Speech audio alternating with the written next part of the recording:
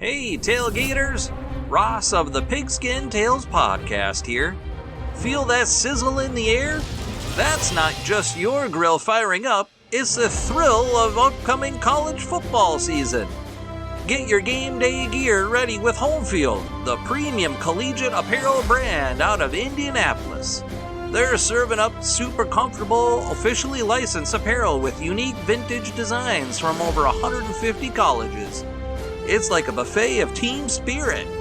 Just like your secret barbecue sauce, Home Field digs deep for flavor, unearthing unique logos and mascots from each school's history. You'll be decked out in a piece of nostalgia, ready to be the MVP of your tailgate party. So fire up the grill, chill the drinks, and visit homefieldapparel.com. Again, that's homefieldapparel.com.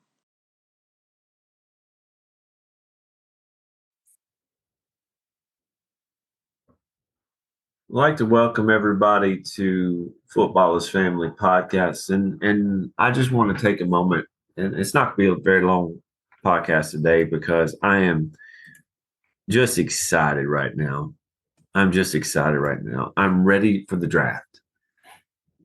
As of right now, I'm recording this on a Wednesday, the 26th. Tomorrow's the 27th. As of right now, we're just a day and 7 hours away from watching the NFL draft. I know where I'm going to be. I'm going to be in Bon Aqua watching the draft with my Buffalo Wild Wings in hand and enjoying the pick. And everybody wants to know, who is number one? Number one pick makes a lot of money. The number one pick is assured a starting spot. He's going to start. Regardless of who he is, he's going to start.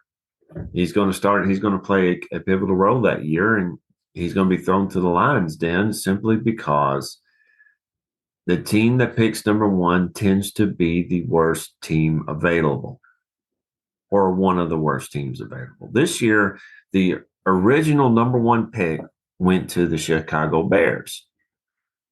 As you can tell, they were pretty bad last year, but it was, I think, a lot of things going against them. I don't think the Bears are that bad of a team. They just had a lot of things going against them. But the Bears got a haul. They literally got the farm handed to them by the Carolina Panthers, who believed that having the number one pick would make a huge difference. The reason why is because there are two generational quarterbacks at the top.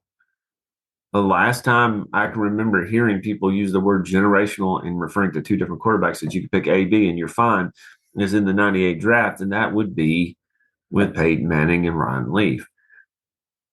I think the Colts made the right decision. The then San Diego Chargers did not. And it took them a while to fix that by getting Drew Brees and then later on Phillip Rivers. But do you think that these two kids, C.J. Stroud and Bryce Young, are generational quarterbacks? Are these guys going to make the biggest difference to their teams immediately and in the future? Peyton, when he started playing, his first year was awful. He got better, a lot better. Would that happen with Bryce Young and C.J. Stroud? Because these two are picked to go number one or two, and they said you can't mess with either one of them. The mock drafts that I'm seeing, the vast majority of them are picking these two kids first and second. I read one recently that said that the Houston Texans, who got the second pick, are going to pick a defensive end. They're not. They're going to pick the one that's not been drafted by the Carolina Panthers. There's just no doubt that if the Houston Texans stick to this pick, and they probably will because no one's going to offer them what they're going to want for it, they're not going to pick a defensive end. It's just not smart. Last year, defensive ends were the thing. Defensive players were the thing. This year, it's the quarterbacks. Next year probably will be the quarterbacks as well. You see, there's three quarterbacks that are picked in the top 10. Will Levis from Kentucky, Anthony Richardson from Florida, C.J. Stroud from Ohio State, Bryce Young from Alabama.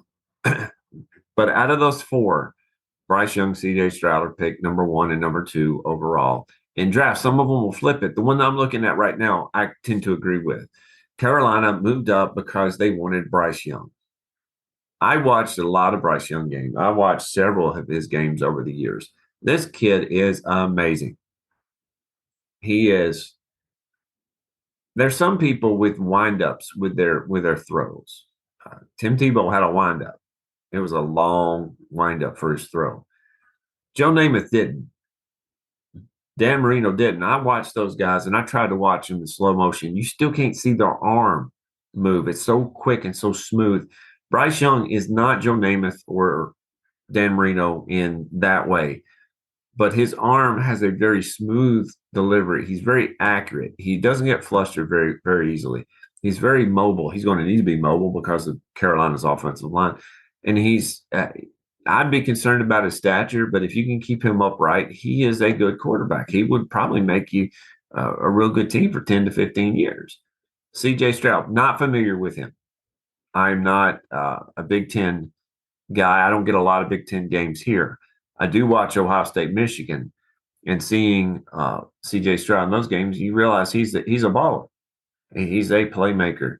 Very similar built and very similar skill sets that's Bryce Young. So, it depends on what you want. If you are the Texans or the Panthers, which one do you want? My problem here is whoever the Panthers don't pick, the Texans will pick. As a Titans fan, I'm going to have to see that guy for 2 games a year for several years. And it just scares me to no end because those guys are just that good. So I'm thinking, do I want to play Bryce Young or do I want to play CJ Stroud? I don't want to play either one of them. I think they're that good. Both of them are that good. So what would you do if you were the Carolina Panthers and you traded away a lot of picks and a good receiver?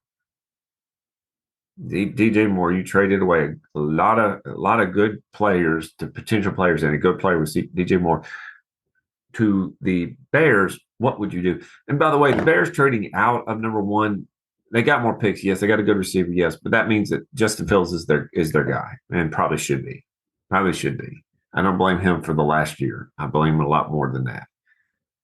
If you're the Houston Texans, do you pick up a CJ Stroud or do you pick up Anthony Richardson or do you pick up Will Levis? My Titans have been talked about moving up to number 3. If they move up to number 3, Arizona is not taking a quarterback. Arizona probably needs more picks because they have a lot of holes to fill.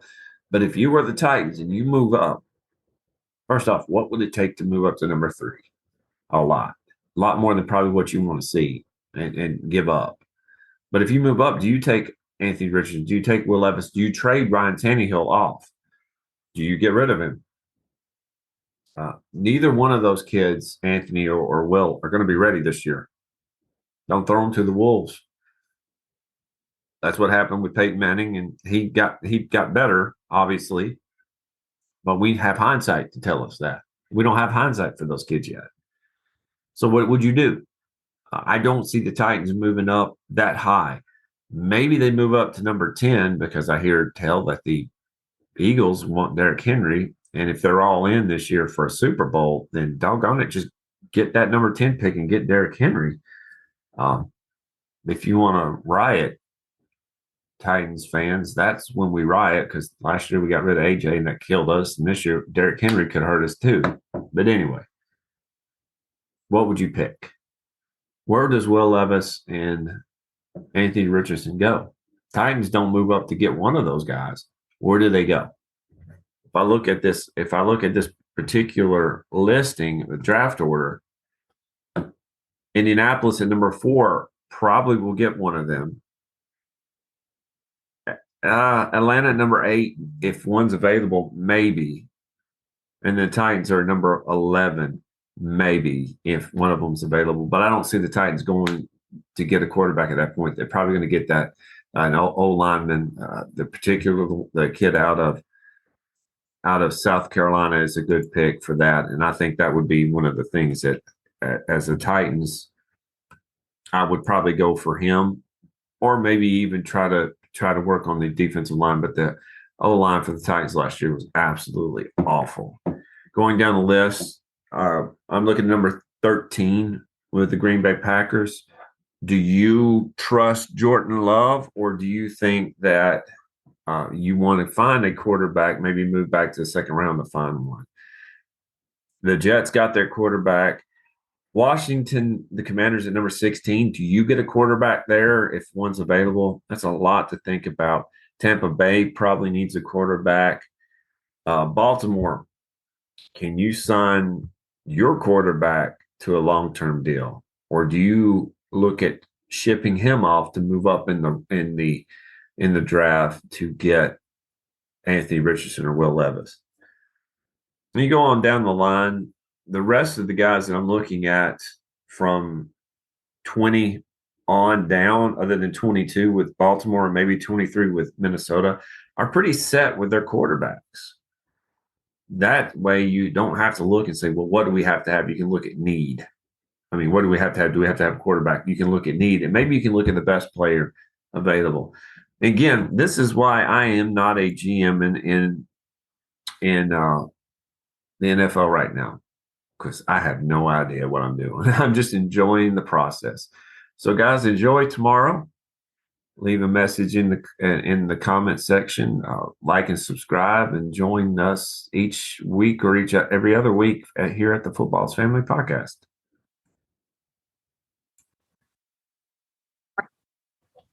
And we have a new sponsor here at the Footballers Family Podcast. It's Manscaped. Support for the Footballers Family Podcast is brought to you by Manscaped, who is the best in men's below-the-waist grooming. Manscaped offers precision-engineered tools for your family jewels. Manscaped recently launched the Ultimate Men's Hygiene Bundle, the Performance Package. Join over 5 million men worldwide who trusted Manscaped with this exclusive offer for you. 20% off and free worldwide shipping with code FAMILY at manscaped.com.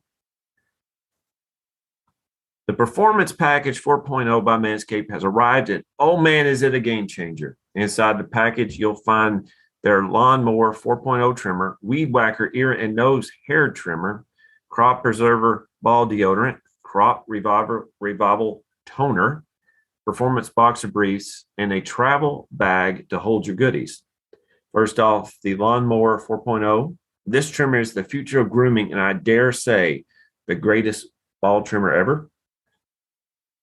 Their 4th generation trimmer features a cutting-edge ceramic blade to reduce grooming accidents thanks to their advanced skin-safe technology. The Lawnmower 4.0 is waterproof, and it also has a 400K LED spotlight you need for a more precision shave. Because this trimmer is waterproof, you can say goodbye to the mess on the bathroom floor. And you thought that was good, but wait till you take your grooming game to another level. The Performance Package 4.0 includes the Weed Whacker nose and ear hair trimmer. The Weed Whacker is also waterproof and provides proprietary safe skin technology, which help reduce nicks, snags, and tugs in those delicate nose holes. The Crop Preserver below-the-waist deodorant and the Crop Reviver below-the-waist toner will change the way you approach your daily hygiene. Manscaped even threw in 2 free gifts to the Performance Package 4.0, the Manscaped Boxers and the Shed Travel Bag. Bring your comfort and boxers to another level. It's time to take care of yourself. Go to manscaped.com and get 20% off plus free shipping with code FAMILY. That's get 20% off and free shipping with code FAMILY at manscaped.com. Unlock your confidence and always use the right tool with Manscaped. Hey there, sports history fan. This is Arnie Chapman, a.k.a. the Football History Dude, and I wanted to thank you for stopping by to listen to another episode here on the Sports History Network. Our podcasters are passionate about uncovering and sharing sports stories from yesteryear. And if you didn't know it already, we have over 30 shows across the network covering all sorts of sports history topics. In fact, here's a glimpse into one of our awesome podcasts here on the network. Join George Bozica, the president of the PFRA, and myself, John Bozica, each month for the Professional Football Researchers Association official podcast, We'll discuss the history of the game, the many names of the game, and so many different things for you, making the history of football not only entertaining, but fun at the same time, as we join you on the Sports History Network on the official PFRA podcast. How about that? I bet you're super hyped to go listen to that new podcast, right?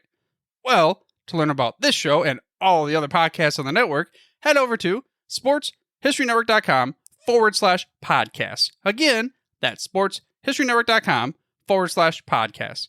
Head over there today to find your next favorite sports history podcast.